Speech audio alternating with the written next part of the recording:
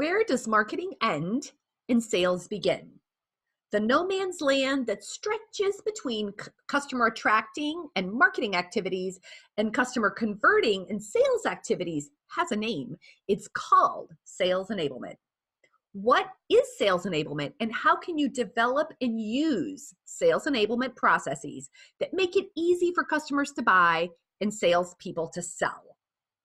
I'm Ivana Taylor, the publisher of DIY Marketers and the host of Bizapalooza Chat, and today we're going to talk about the who, what, where, why, and how of sales enablement.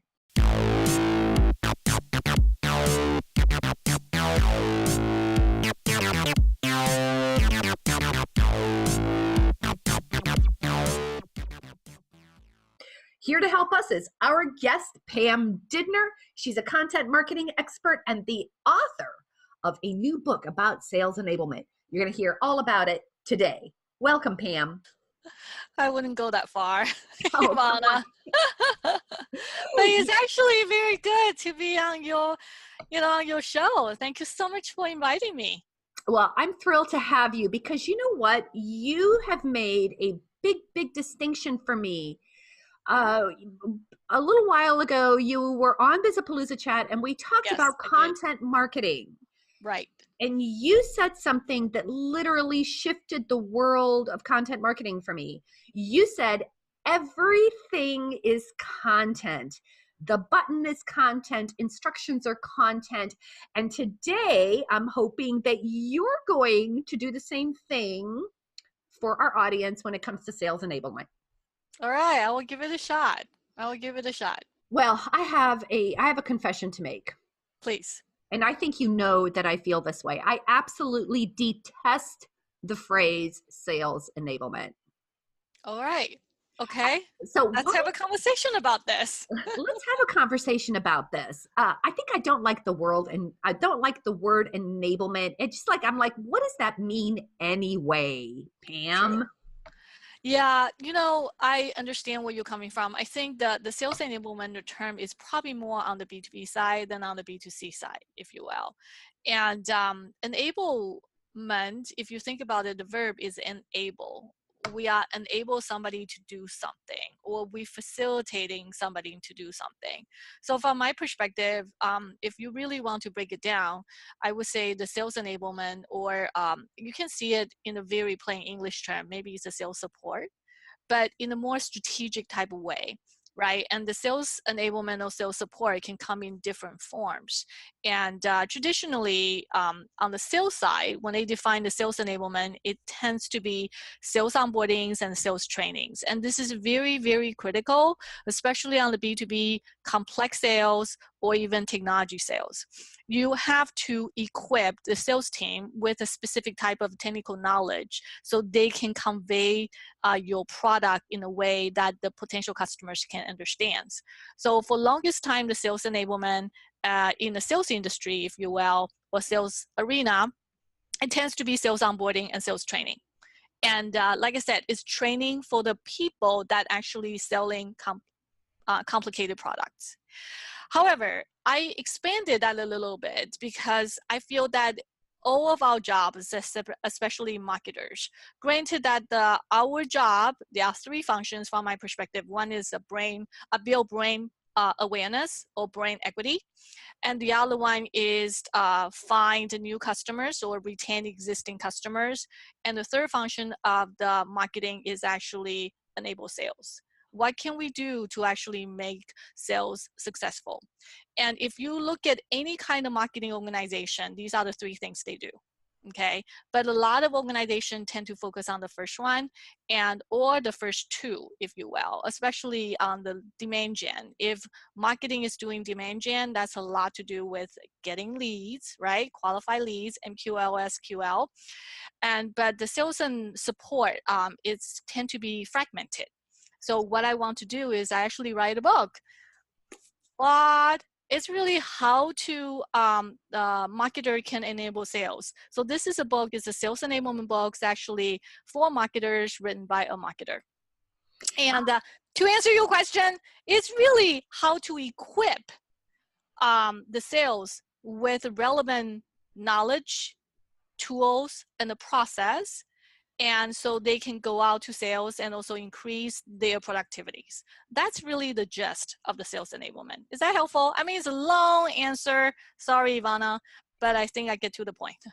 I think you did. And I think something that's real important now that you guys have like heard this definition, you can recognize it in real life. Anyone who's done any form of marketing, even if you're a small business owner who's Yep. just now maybe bringing on a salesperson or something, that person's going to ask you for, well, do you have product sheets? Do you have spec sheets? How do I sell this thing?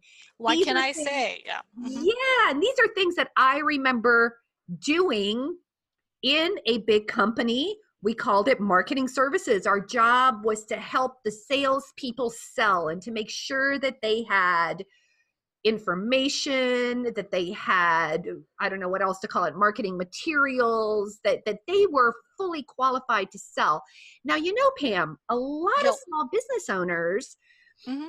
will often, maybe they themselves are technicians, Yep. right? They're an expert in and I am In, thinking about a highly technical, complex sale, right. really. So a lot of times these folks are experts in what they sell, but now let's say their business is growing and Yep. they have to probably bring on a salesperson and maybe train someone. Do you need sales enablement even if you hire someone who's a technician just like you? No, you don't. From my perspective, sales enablement, especially on the marketing side, come in different forms, and don't feel that you actually need to actually have a team to do that. It doesn't. And for example, you need to define that if you actually hire a couple salespeople, how do you want to get them on board? And also, how can marketing and other functions of your companies better support them? Does that make sense? And sometimes some of the sales enablement functions already been taken care of by a different function of your company. And like I said, sales enablement a lot of time has a lot to do with sales trainings. Maybe you already have somebody in HR doing that, or maybe you just need to do that and document the process and get things moving forward. And in terms of content creations, I'm pretty sure your marketing team or a couple of your marketing managers are probably creating content already. Then they can actually select based on their understanding how you want to train your salespeople. They can select the content to complement that. Does that make sense? That's one way, just like you say, marketing services, but in a way, help the sales team. So given that the small businesses that your budget is constrained and your resources is constrained, you need to think about what you need to do, not necessarily setting up the team, but what needs to be done to actually equip and also train the sales team well, and then get everybody aligned to make that happen. And like I said, you don't need to have a team. And having a team is a great plus because you formalize the process. But you need to do a sales enablement at different stages, right? Just like you said, if you are just by yourself doing the sales, you know what? You don't need it. But now you have a couple people, fine. You get a couple people, your current existing team to actually align to help you. But you continue to grow. Your sales enablement function probably will continue to grow as well. You just need to be cognizant of what that is, and then change your process along the way.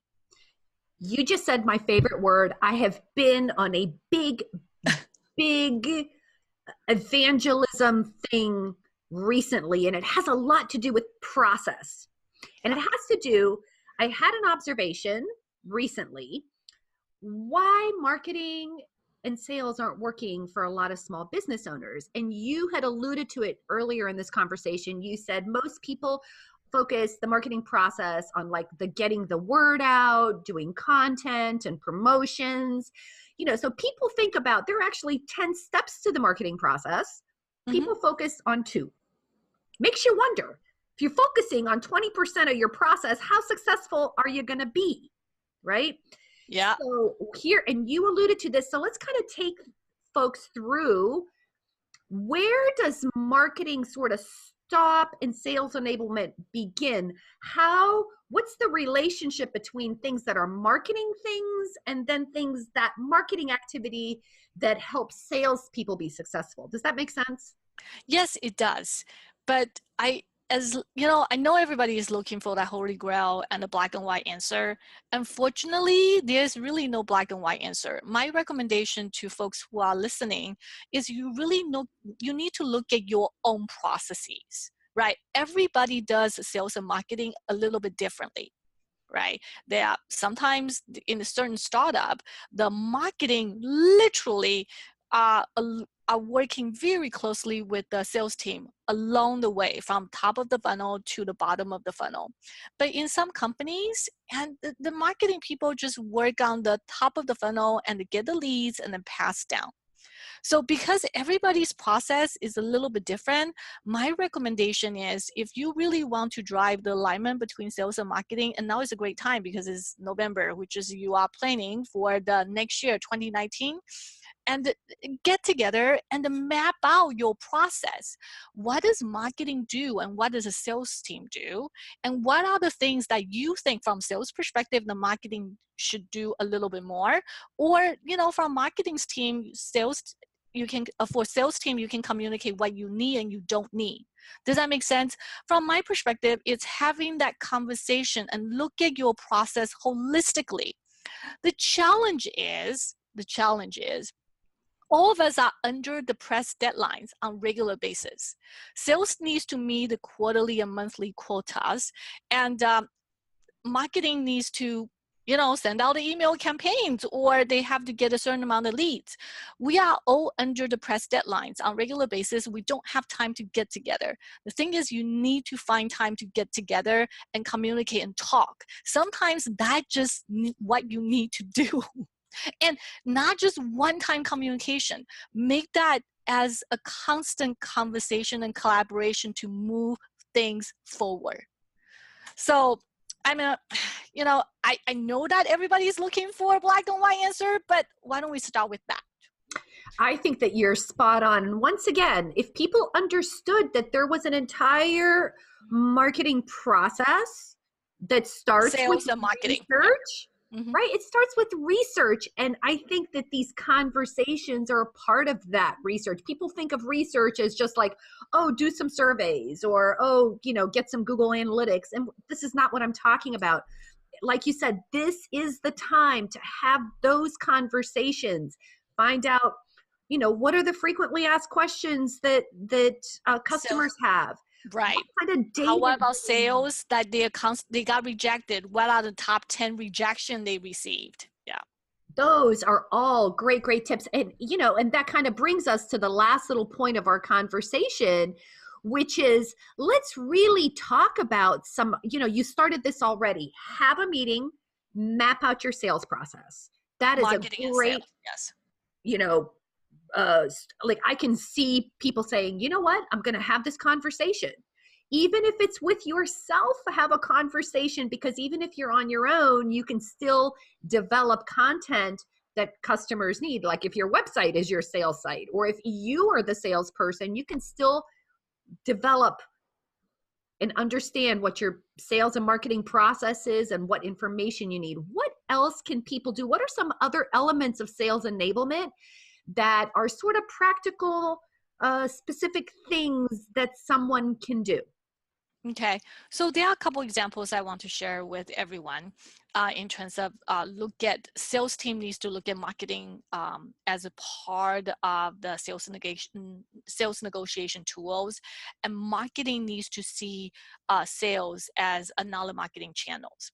And the examples I've been using a couple times in the past interviews is actually a whiskey company. The sales team of a whiskey company, they want to increase the shelf space in the liquor stores and also supermarket in a specific city.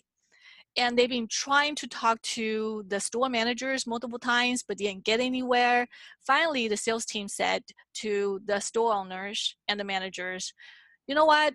We are going to do a geo-targeted social media pay ads to drive traffic to your stores for the free tasting events in this specific dates. Okay, I mean, it's not just one day, but they're going to run the events for a specific period of the ads for a specific period of time. When they mentioned that to the store manager, they were like, oh my God, you are running a free ads. I don't have to pay out of my own pocket. Great. I love it. You're going to drive the foot traffic. As long as people are in the store, yeah, they will taste your whiskey. They will walk around. Guess what? They will buy stuff. So once the foot traffic comes in, it's kind of like customers are trapped in the Amazon store. And once you are there, you buy more than you want to buy. They loved it. Because of the social media pay ads, the sales team were able to actually close the deal. So the point what I'm trying to say is a lot of time you are expecting or you are counting on your marketing team to give you MQL, which is marketing qualified leads. But what you need to think about on the sales side is what other marketing elements that you can use to accelerate your sales conversions or use it as a part of a sales negotiation. Does that make sense? So the paid social media is one way. It's a marketing tools, it's a marketing campaigns they are already doing. Can you use that on the sales side? That's one example. The other one, which is there are a lot of content that marketing people create, right? And the price guide, the comparison guide, and even the product demo videos, and white papers, and even the technical manuals or whatnot. During the sales onboarding and sales training, let's assume that small businesses, they need to actually get their sales teams on board, right? They might actually have a half day, like a salesperson or sales manager will basically train the salespeople.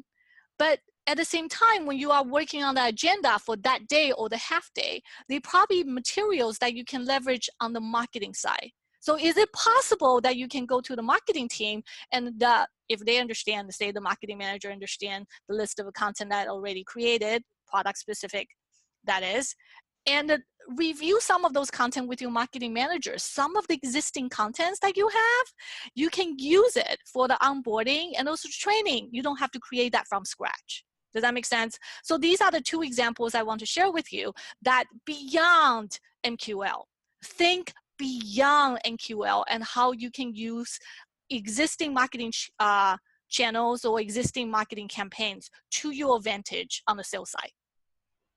I think that's great advice. I think the other thing I wanted to ask you is let's talk a little bit about the book and what are some of the more popular strategies that you talk about that a small business can use? When I was writing this book, Effective Sales Enablement, I didn't write based using a framework.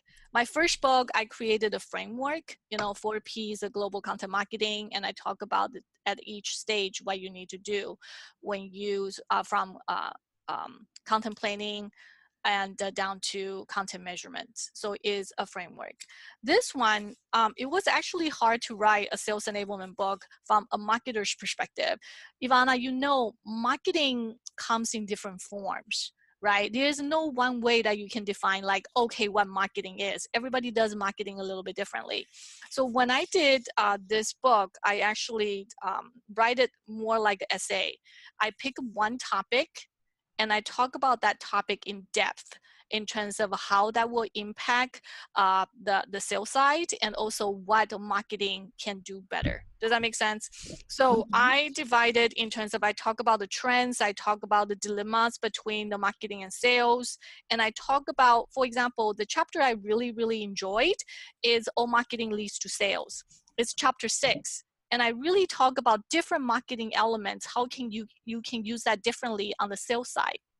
And another one I mentioned, it's which is chapter 5, and the sales enablement ingredients. And I talk about sales enablement from training, content, and coaching's perspective, what marketer can do to actually help.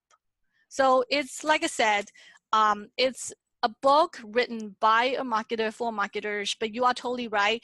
I wrote this with the intention more on the B2B side and possibly more on the enterprise side. And I'm not saying that it's not going to be helpful for small businesses. If you are growing your business and to a next stage, you will find some nuggets that it's helpful in the book. I think a really helpful distinction of what you said is I know lots and lots of folks, I think not just enterprise or B2B, but highly complex sales. And sometimes, you can be a small business owner, but you've got a highly complex Complex sale. sales, yes. And it's Like difficult your devices are complicated, or the correct. technology you want to sell is complicated. Yes. Software is complicated. Totally agree. Right. Totally So agree. I would definitely say if you're running a technical business, a highly complex sale, you've got machinery, you've got software, you've got stuff, you can be a small business and you will need to use this stuff. Those are the companies I've worked for. This is how, where my career came from. To finish this Excellent. off, Sure. can you give me, okay, I know that your examples will probably be bigger, higher dollars, right? But what are the Not really. primary benefits of the sales enablement? Will it shorten your selling cycle? You know what I'm saying? I'm thinking like if Yeah. your salespeople are prepared and they have everything they need, that would make the customer choose faster. You see where I'm going? Right. It does. So there's another piece we don't have time to talk about a little in depth is account-based marketing. So one way to actually enable sales from a marketer's perspective is actually can sales and marketing work together? And the best way to work together is can they work together to tackle a very strategic account, right? Mhm. And so the sales, they do whatever they have to do. On the marketing, they actually use targeted pay ads or a very specific marketing effort to reach out to the targeted accounts. I mean, people specifically. So with that being said, the benefit of sales enablement, if the sales and marketing team collaborate closely, it does increase the sales conversions.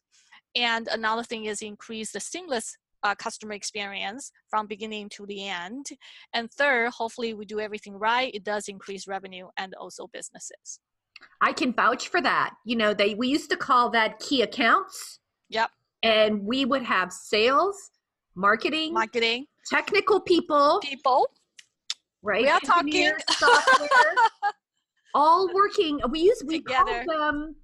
We called them like teams or something. I mean, we called them a team, but they had a name like industry team, or I forget what we were called, but we would have key accounts. Yeah.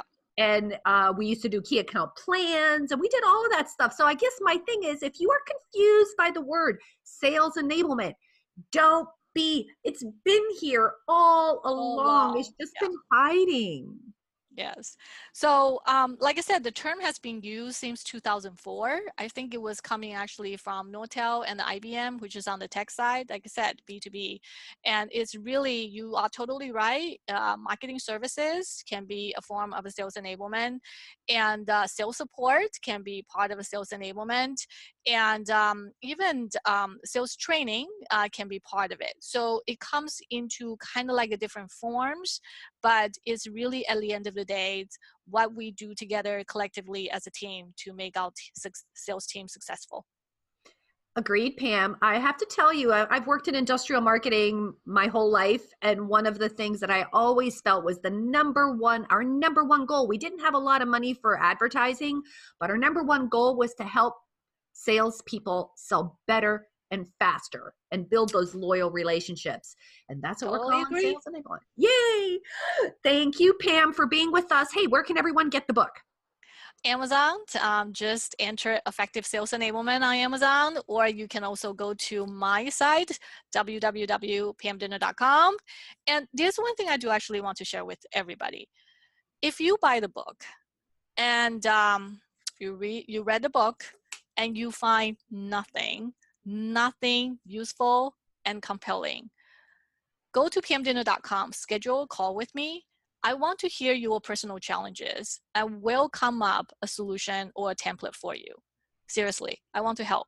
I mean, I'm not saying I know everything, okay? But I want to make a best possible effort to actually help you, all right?